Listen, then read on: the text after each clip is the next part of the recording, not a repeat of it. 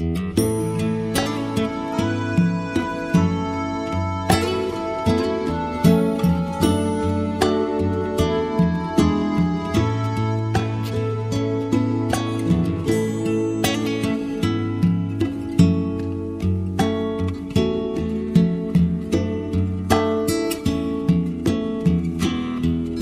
name is David.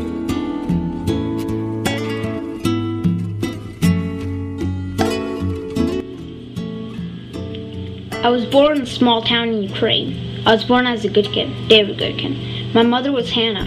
She was Jewish, and my father, he was Ukrainian. His name was Stefan.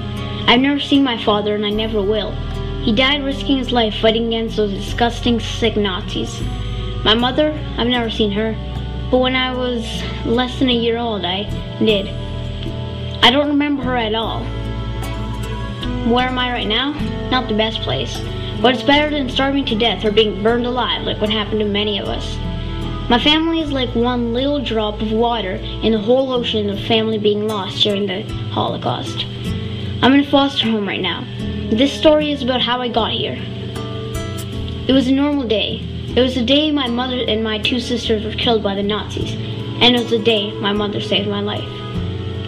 That was one of the worst days ever, but it was worse for my mother and my sisters. That was the day that they died. They didn't even expect it at first. My grandparents were living with us. My grandfather registered us. Everyone who was registered was brought to the town square. The Nazis were taking us to the forest. Suddenly we started to understand that we were going to be killed in a few minutes. My mother, Hannah, was holding me. I was 5 months old, and my two sisters were walking beside her. When the Nazis weren't looking, my mother threw me into a crowd of non-Jewish Russians and Ukrainians who were watching as we walked to our death. That day I could have died. Thankfully, one of them caught me. They took me home, fed me, and took care of me. My mother and my sisters, they didn't make it. They were buried alive. Some people even heard them screaming from underground. I wouldn't be able to throw my daughters. I'd throw David.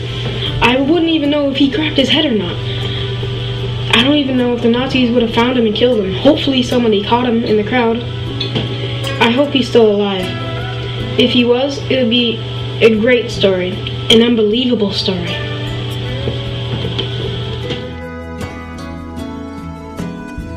The woman who caught me, she was one of the nicest people I've ever met. She hid me in her house when the Nazis came to look for any surviving Jewish people. I may have been the only Jewish person in that town who survived. She was too old to keep me for a long time. So after the war, she put me in a foster home that I told you about before. She couldn't take care of a son. It's very hard. But a foster home is better than nothing. The foster home gave me food and education at least. Hitler, he was the one who started all this.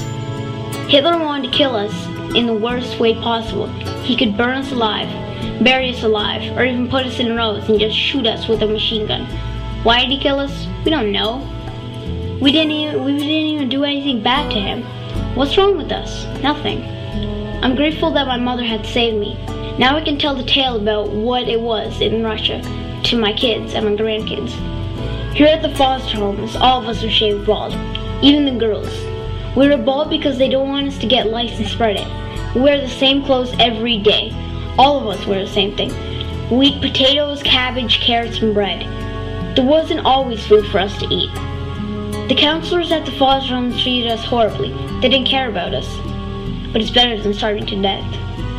I hope that this tragedy, called the Holocaust, will never, never happen again.